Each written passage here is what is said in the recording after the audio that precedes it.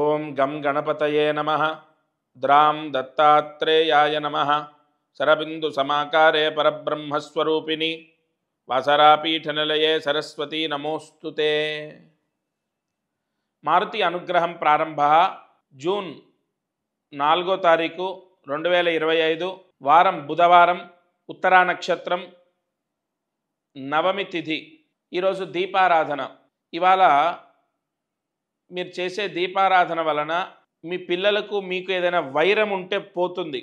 కోపతాపాలు లేదా పిల్లలు ఊరికే అలగటం, పిల్లలు ఎదురు మాట్లాడటం, పిల్లలు ఎదురు చెప్పటం, పిల్లలకు మొండితనం ఉన్నా తొలగిపోతుంది. ఉదాహరణకు ఒక వస్తువు కొనిపించాలి, అది కొనిపిపోతే విపరీతంగా ఏడవటం, అది కొనిపించేదాకా, అది దక్కించుకునేదాకా ఒక టార్చర్ చేయటం తల్లిదండ్రుల్ని. అది ఫోన్ కానీ, ఇంకో వస్తువు కానీ, ఒక బ్యాగ్ కానీ, కంబాక్స్ కానీ, లేదా ఒక సైకిల్ కానీ, ఏదైతే అది. ఇవన్నీ కూడా దుర్లక్షణాలు అంటారు.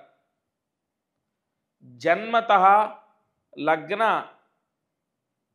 తృతీయ, షష్టమ, అష్టమ వ్యయస్థానాల్లో దోషాలు ఏర్పడితే తల్లిదండ్రులకు పిల్లల వల్ల క్షోభ. ఆ దోషం ఎలా తొలగిపోతుందయా? రవి నక్షత్రాత్ సర్వయోగ సంకల్పిత సర్వోధత్ర సర్వాధికార సిద్ధ్యర్థం మనస్సంకల్పిత దోష నివారణా సిద్ధ్యర్థం. రవి నక్షత్రంలో జ్యేష్ఠమాసంలో ఈ దీపారాధన చేయమన్నారు. ఇవాళ ఉత్తరా నక్షత్రం, ఉత్తరా ఫల్గుని అంటారు, బుధవారం, అందులో నవమి తిథి. ఆవు నెయ్యి వేసి 3 ఒత్తులు ఒక ఒత్తిగా చేసి మీ పూజా మందిరంలో దీపాన్ని వెలిగించండి. ఆ దీపపు కాంతిలో మీ పూజా మందిరంలో ఉన్న దైవాలని, అంటే దేవుడి యొక్క రూపాలని దర్శించండి. మనసులో ఉన్న కోరిక కోరండి. అయ్యా, లేదా అమ్మవారైతే అమ్మవారు, మీరు ఎవరిని ఎక్కువగా నమ్ముతారో. నేనైతే దత్తాత్రేయుణ్ణి. నాయనా దత్త, మా అమ్మాయి చదువుకోవాలి, ఇగో ఇలా మనం అమ్మాయి చదువుకోవాలి, చెప్పిన మాట వినాలి. లేదా పిల్లలు, అబ్బాయి కానీ అమ్మాయి కానీ మూర్ఖంగా మొండిగా ఉండకూడదు అని నమస్కారం చేసుకోవాలి. శరణాగత దేనార్థ పవిత్రాయ పరాయణే సర్వస్యాప్తి హరే దేవి నారాయణీ నమోస్తుతే. నారాయణి అంటే అమ్మవారు, అయ్యవారు ఇద్దరు. ఎవరైతే ప్రాయశ్చిత్తం చేసి వేడుకుంటారో వారికి అమ్మ, అయ్య, తల్లి, లక్ష్మీనారాయణులు దిక్కుగా ఉంటారు అని అర్థం. శరణాగత దేనార్థ పరిత్రాయ పరాయణే సర్వస్యాప్తి హరే దేవి నారాయణీ నమోస్తుతే. నారాయణ ఇని నమోస్తుతే. కాబట్టి తప్పకుండా ఆ దీపారాధన చేసి నమస్కారం చేసుకోండి. వాళ్ళు మారాలని, వాళ్ళని ఆ లక్ష్మీనారాయణులు రక్షిస్తారు. ఇక లక్ష్మీ కటాక్షం, అదృష్టమైశ్వర్యం. ఇవాళ వృషభ రాశి గురించి తెలుసుకుందాం. ఈ వృషభ రాశి వారు తలస్నానం చేసి సూర్యాస్తమయంలోపు ఆంజనేయ స్వామి అష్టోత్తరం చదవాలి.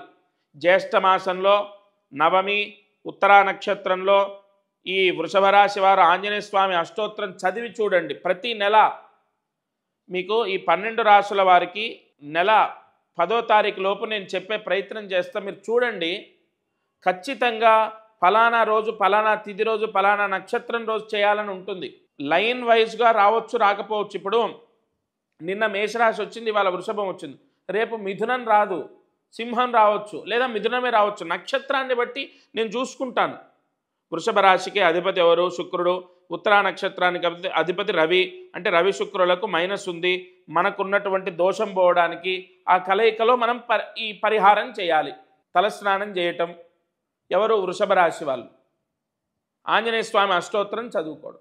చదవడం రాదు అంటే నేర్చుకోవాలి. ఎందుకంటే ఇది ప్రత్యేకంగా ఒక రాశి వాళ్ళకే కదా చెప్పేది, కాబట్టి ఖచ్చితంగా చదవాలి. లేదండి వింటే సరిపోదా అంటే కాదు, ఖచ్చితంగా చదవాలి. ఎందుకంటే మేషరాశి వాళ్ళు ఈ అష్టోత్తరం, వృషభ రాశి వాళ్ళు ఇది, లేదా మిథున రాశి వాళ్ళు ఇది, అట్లా తప్పకుండా మీకు ఏదైతే చదవాలని చెప్తానో అందరికీ అష్టోత్తరాలే ఉండవు, లేదా ఉండొచ్చు. అక్కడ ఒకటి ఫిక్స్ అయి ఉండదు. శాస్త్రం ఏం చెప్తే చెప్తాను. వృషభ రాశి వారు మాత్రం ఈ పరిహారం చేసుకుంటే వృషభ రాశి వాళ్ళందరికీ కూడా జూన్ నెలలో ఆర్థిక పీడలు పోతాయి. తప్పకుండా ఈ పరిహారాన్ని ఆచరించండి. వృషభ రాశి వాళ్ళు చేయకపోతే ఇంకేం చేస్తాం, చేయకపోతే వదిలేయటమే. ఇంకా మనం ఏం చేస్తాం, చెయ్యాలి. చేస్తేనే మనకు కర్మ జయిస్తుంది, కర్మ దోషం పోతుంది, లక్ష్మి సిద్ధిస్తుంది. ఇక కార్యసిద్ధి మంత్రాన్ని జాగ్రత్తగా రాసుకోండి.